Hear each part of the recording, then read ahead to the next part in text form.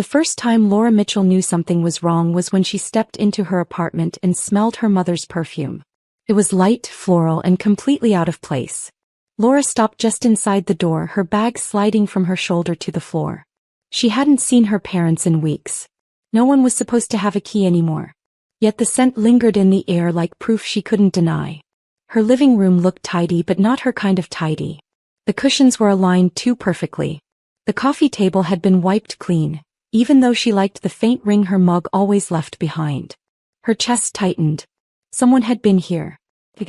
Laura stood still, listening to the hum of the refrigerator, the distant traffic outside, the quiet that should have meant safety. It felt heavy. This wasn't the first time. Her parents had been entering her apartment whenever they felt like it, treating it the same way they had treated her bedroom growing up. No knocking. No asking. Just access. She had changed the locks once already. She had asked calmly, then firmly, then angrily. "You can't keep coming in," she had said more than once. Her mother always laughed it off. "We're just checking on you," she'd replied. "You worry too much." Laura swallowed now, realizing that nothing she had said had ever truly been heard. For most of her life, Laura had believed being a good daughter meant staying quiet. She grew up just outside a small city, in a house where her parents, Karen and Thomas, believed love meant control. They hovered over everything: her schedule, her clothes, her friendships. "We know what's best," Karen often said, as if it ended every conversation. Privacy was never discussed. It simply didn't exist. When Laura tried to set boundaries as a teenager, she was called dramatic, ungrateful, disrespectful. Over time, she learned that silence kept the peace, even when it cost her something inside. When Laura moved into her first apartment at 26, she thought she had finally escaped that pattern. The place was small but bright, with white walls and sunlight spilling through the blinds every morning. It felt like a beginning. On moving day, Karen lingered in the doorway, looking around as if inspecting a hotel room.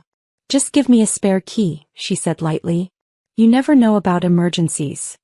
Laura hesitated. Something in her chest warned her. But guilt arrived faster. "Okay," she said quietly, handing it over. Karen smiled and slipped the key into her purse. Laura didn't realize she had just given away more than metal. At first, everything seemed fine. Laura settled into her job, decorated slowly, and enjoyed walking to the cafe down the street on weekends. But the signs crept in quietly. A dish moved to a cabinet she never used. A blanket folded differently than she left it. Then one evening she noticed a faint scent of lotion in the air, her mother's lotion. A few days later there was food in her fridge she hadn't bought.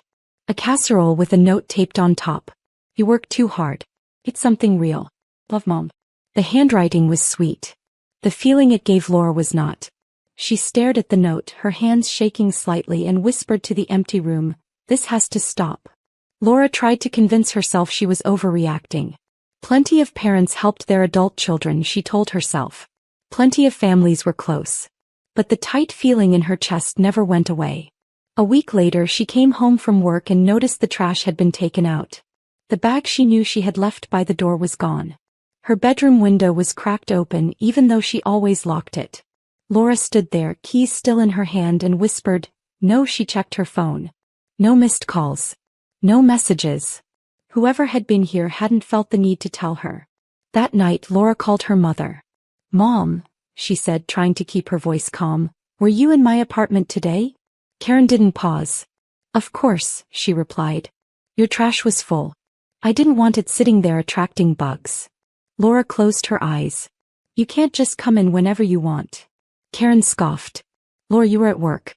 It's not like you were using the place." The words landed harder than a slap. Not using the place. As if her home only belonged to her when she was physically inside it. "That's not how this works," Laura said quietly. "It's my apartment." "You're being sensitive," Karen replied. "We're just helping." A few days later Laura found her laundry folded neatly on her bed. Shirts stacked by color. Socks paired perfectly. Her heart dropped. She hadn't done laundry in over a week. She stood in her doorway, staring at the bed like it belonged to someone else. She called her father next. "Dad," she said, "did Mom go into my apartment again?" Thomas sighed heavily. "She worries about you," he said. "Why are you making this such a big deal?" Because it's my space, Laura replied.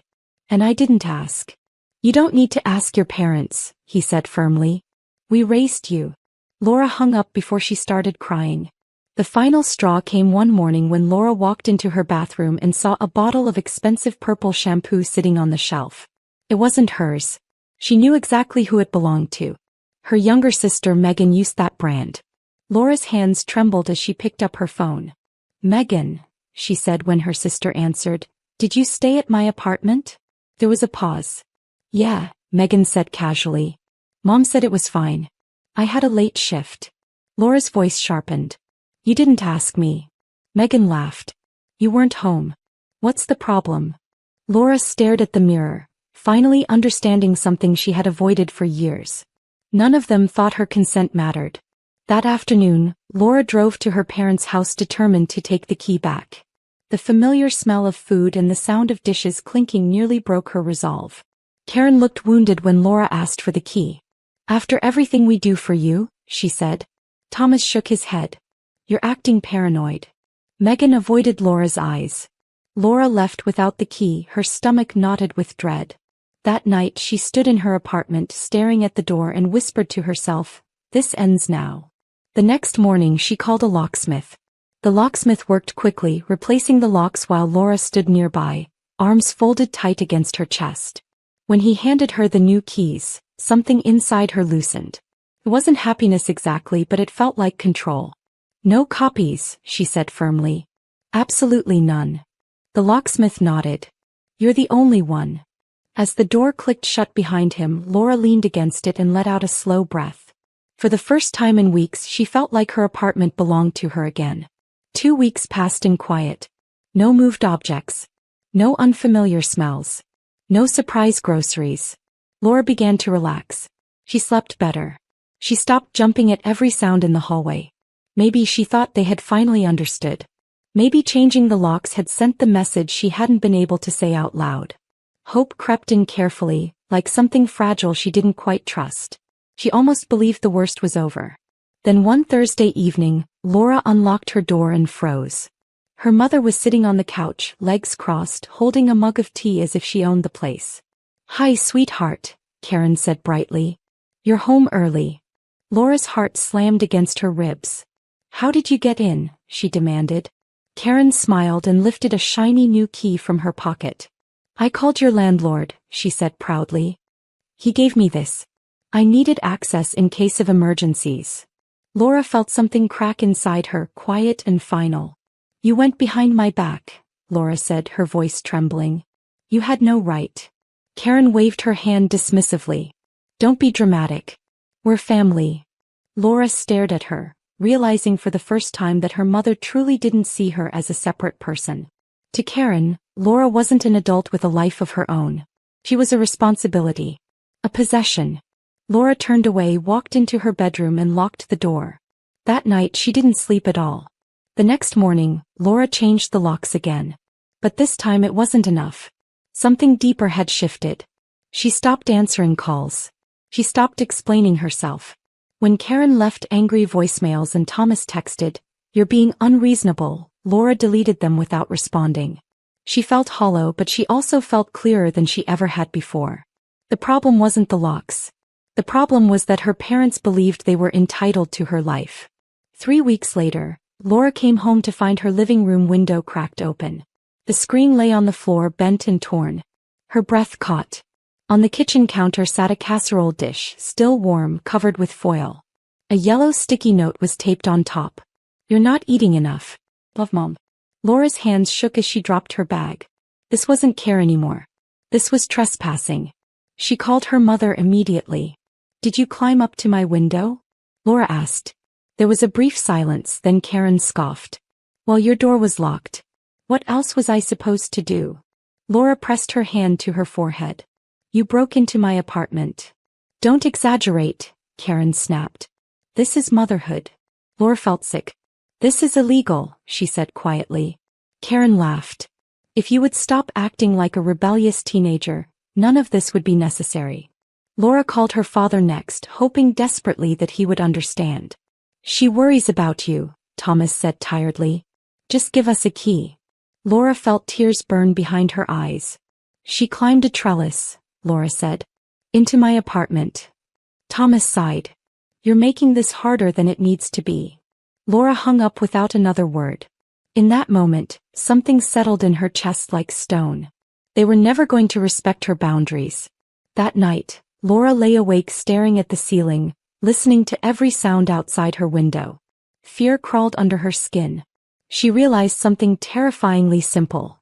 As long as her parents knew where she lived, they would always find a way inside. A landlord. A window. An excuse.